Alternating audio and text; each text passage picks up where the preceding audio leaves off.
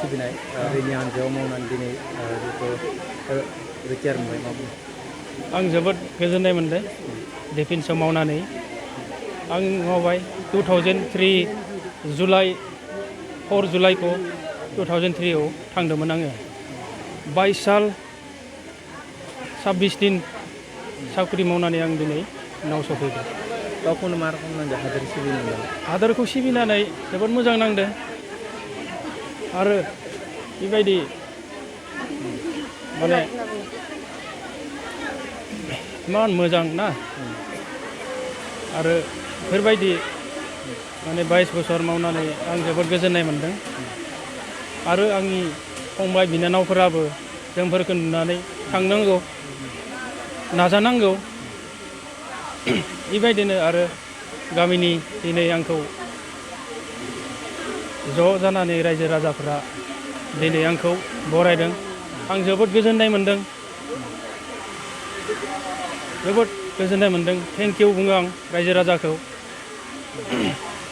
दा आं न'आव फैबाय फैनानै आङो साननैसो बा 5 मास 6 मास जिरायनानै आरो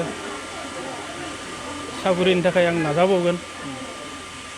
जिहेतु नोंथाङा जिहेतु अलरेडि मावखांबाय आरो बबे जिहेतु साख्रि नाजाबावगोन नंदों बबे साख्रियाव जिहेतु मावनायनि बेबायदि आसाम टिए बेयाव थांगोन नङाबा गार्ड बेफोर सिकिउरिटि गार्ड बेफोराव मोनबाथाय थांगोन आरो नाजागोन आरो।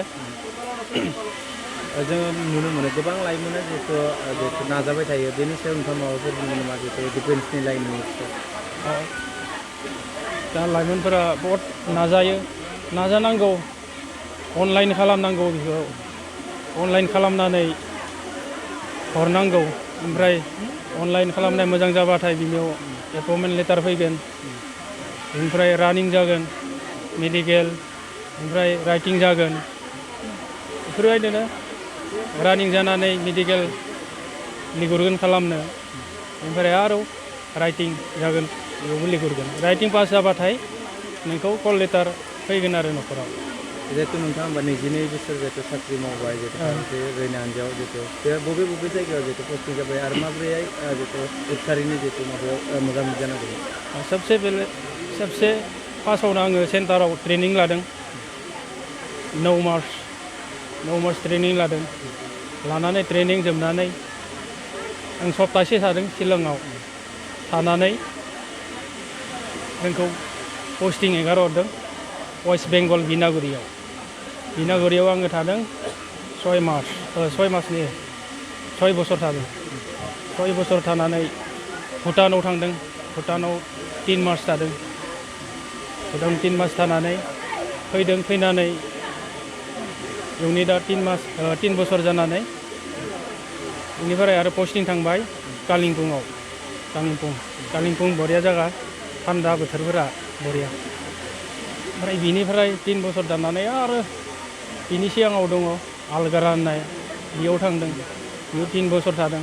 बेयाव थानानै 2008आव श्रीनगर, बेयाव RR होननानै बुङो, बेयाव आङो 3 बोसोर दाननानै फैदों। ओमफ्राय दाना फैनानै बिनिफ्राय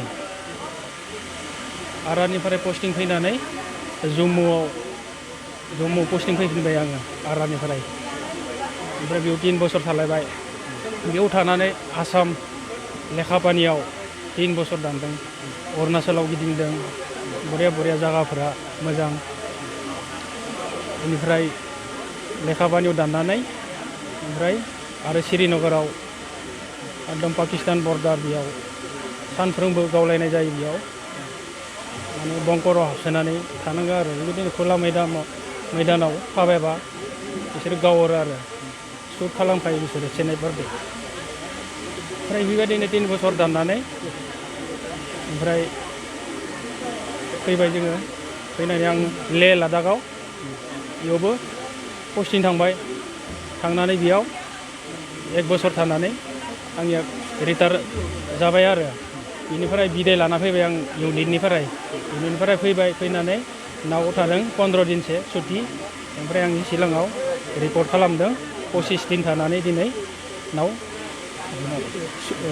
पेन्सन फैबाय आं सेन्टारनिफ्राय बिदाय लाना फैबाय आरो सेन्टारनिफ्राय बेखिनियानो आंनि बुंनो गोनाङा दिनै मा बुङो जिहेथु गोबां रायजो राजाया नोंथांखौ बरायदों दिनै माबोरै नांदों गावखौ आं बहुत मोजां नांदों बहुत खुसि रायजो राजाफोरा आंखौ इमान गोजाननिफ्राय थांनानै आंखौ बरायना लानानै फैदों आं बहुत थेंक इउ होनना बुङो बहुत थेंक इउ होनना बुङो आं बिखिनियावनो आंनि बुंनो लांखौ दोनथ'नाय जाबाय गोजोन्थों थेंक इउ